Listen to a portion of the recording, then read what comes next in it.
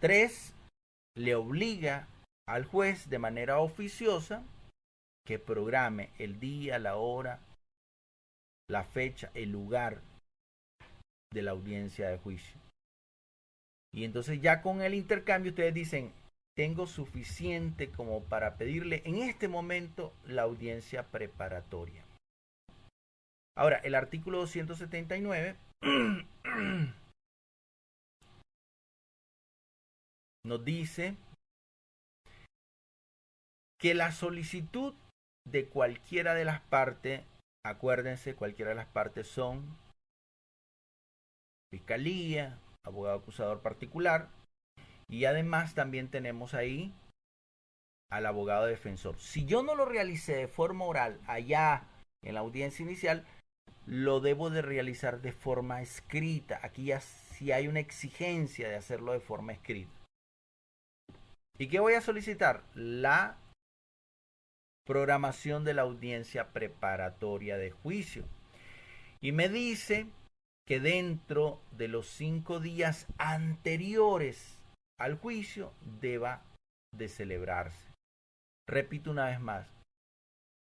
Ya el juez en la audiencia inicial ya programó el juicio. Es decir, ya el juez dijo, este caso va para juicio. ¿Cuándo va a ser el juicio? El 20 de septiembre. Yo no solicité como abogado defensor la audiencia preparatoria bajo el principio de oralidad en la audiencia inicial. Se me fue, se me olvidó. No me acordé de esta clase. Pero se acuerdan de que yo les dije que también lo pueden hacer de forma escrita. Y como se acordaron de eso, entonces lo presentan al juez, porque ya saben que la audiencia de juicio es el 20 de septiembre. Y como hicieron la solicitud, entonces el juez dice, bueno, tengo 5 días para programar la audiencia preparatoria. Porque la audiencia preparatoria se hace precisamente antes de la audiencia de juicio, que es la que nosotros estamos estudiando el día de hoy.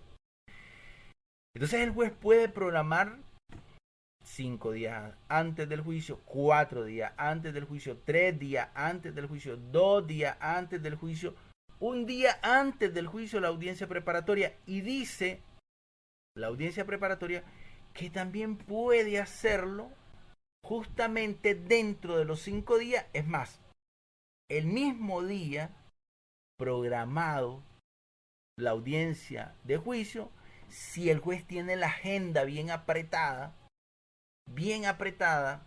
muchos casos la tiene sumamente apretada, entonces el juez la programa el mismo día de la audiencia del juicio, sumamente antes.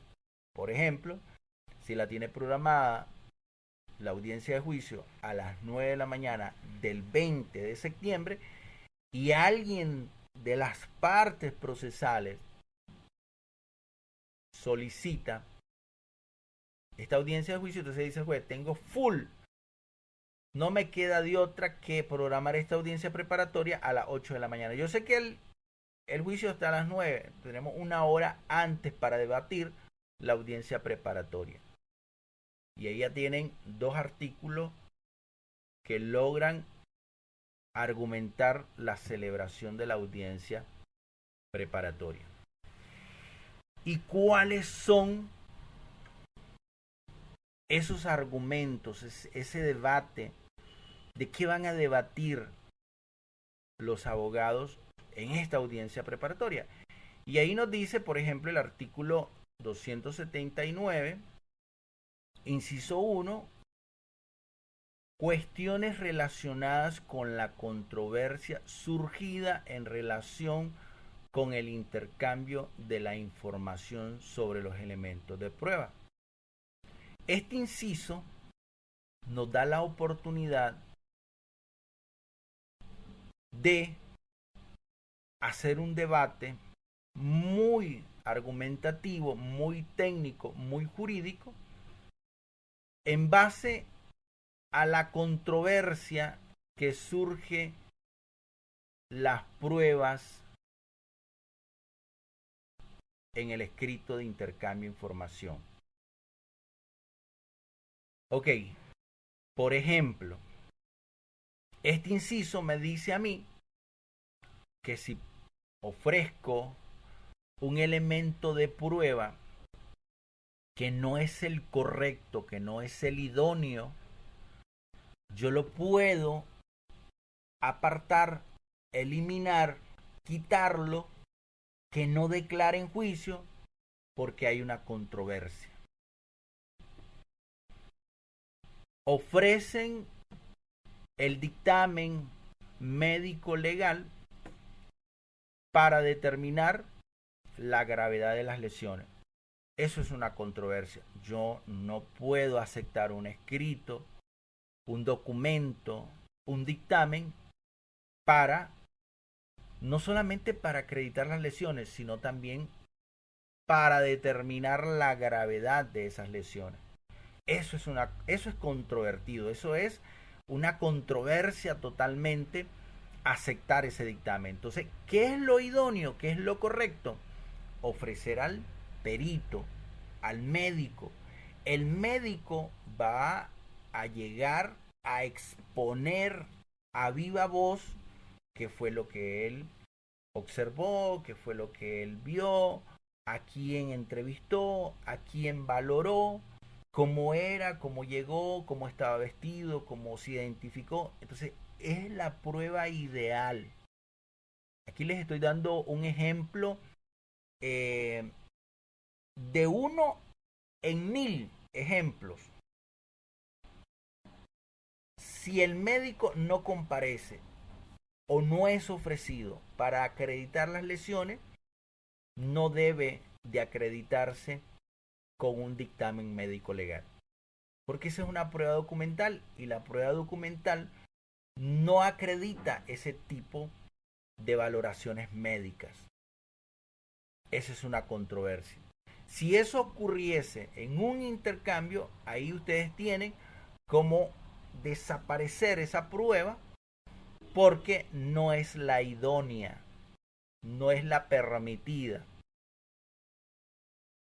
Pero no solamente tenemos esa valoración con la audiencia preparatoria, también nos da el inciso segundo, que es la solicitud de exclusión de alguna de las pruebas ofrecidas. Y este inciso está íntimamente conectado con el artículo 277. Repito una vez más, espero que todos estén poniendo atención.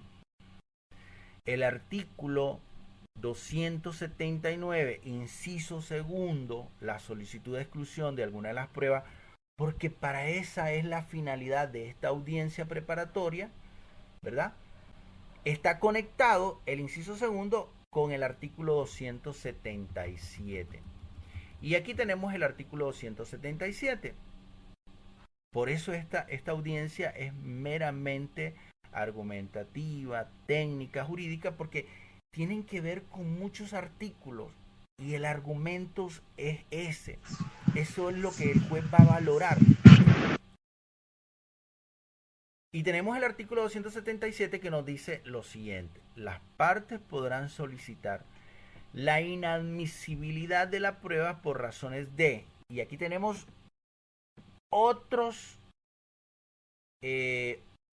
opciones, aquí tenemos otros análisis, aquí tenemos otras argumentaciones sólidas, como por ejemplo la prueba ilegal, por ejemplo la prueba impertinente, la prueba inútil, la prueba repetitiva.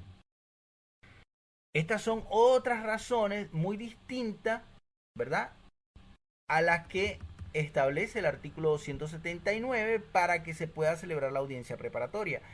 Aquí tenemos las razones más acertadas, conectadas con el 279, inciso segundo. ¿Y cuáles son esas?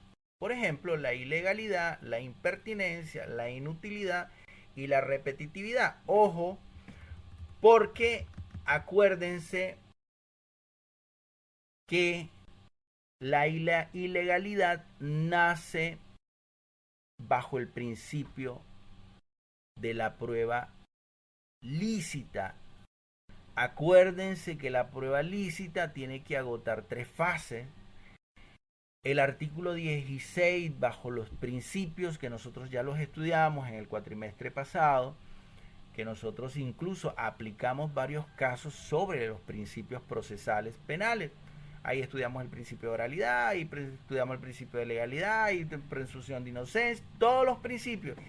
Y este principio es el que atina, por ejemplo, la prueba ilegal con el principio de libertad probatoria, con el principio de licitud de la prueba, y ahí tenemos una cantidad de principios que están enfocadas en esa función con la admisibilidad de la prueba por ser ilícita. El procedimiento de la ilicitud de la prueba tiene que ver cómo la obtuve, cómo la incorporé y cómo la debo de acreditar. Si yo hice un mal procedimiento en ese camino de cómo debo de ofrecer la prueba, entonces va a ser atacada por prueba ilícita. Y esa prueba ilícita es una de las razones de la ilegalidad de la prueba. Lo dice el artículo 277. Y también lo puedo debatir en una audiencia preparatoria. No necesariamente tengo que ir al juicio como para después decirle al juez que ocurrió esto. Entonces lo que va a decir el juez, usted no se preparó bien, porque usted esto lo hubiera votado en una audiencia preparatoria. Usted debió haber hecho una audiencia preparatoria. Se vino al juicio y me viene a argumentar, ¿verdad? Eso que debió de hacerse o realizarse o celebrarse en una audiencia preparatoria. Pero no solamente tenemos el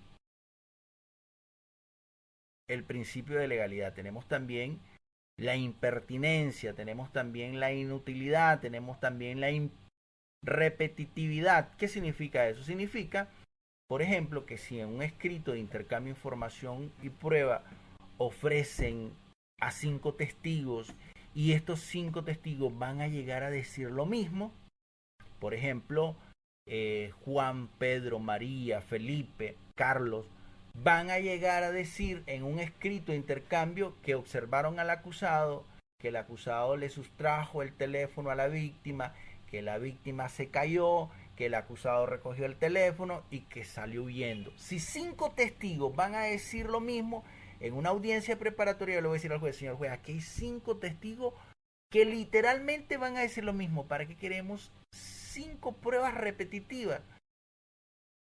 Elimine a 3 y nos quedamos con 2, suficiente con 2. Si aquellos 5 van a decir lo mismo, es muy repetitivo estar escuchando 5 pruebas que van a decir lo mismo, tal cual, literalmente lo mismo. Entonces, mejor dejemos solamente a 2 de esos 5, eliminamos a 3, estos 3 que no llegan a la audiencia de juicio, que no declaren, pero que sí declaren estos 2. El juez va a decir, evidentemente ya la norma lo dice, me parece muy buena argumentación esa argumentación está excelente, está fundamentado porque el artículo 277 lo dice y además el artículo 279, inciso segundo, también lo argumenta y la petición aterriza en decirle, señor juez, a ver, aquí está el intercambio, aquí hay 5 testigos, los 5 testigos dicen literalmente lo mismo y ¿para qué queremos de que declaren 5 testigos, 10 testigos, 30 testigos, si estos 30 testigos van a decir lo mismo? Entonces, suficiente con 2. Basta y sobra. Entonces el juez va a entender y va a decir, ah, claro, por supuesto. Tal vez no le voy a hacer caso al abogado defensor en que solamente declaren 2. Voy a acceder a que sean 3, pero no los 5. Y entonces nosotros estratégicamente, argumentativamente, fundadamente, motivadamente, ya 2 no van a declarar.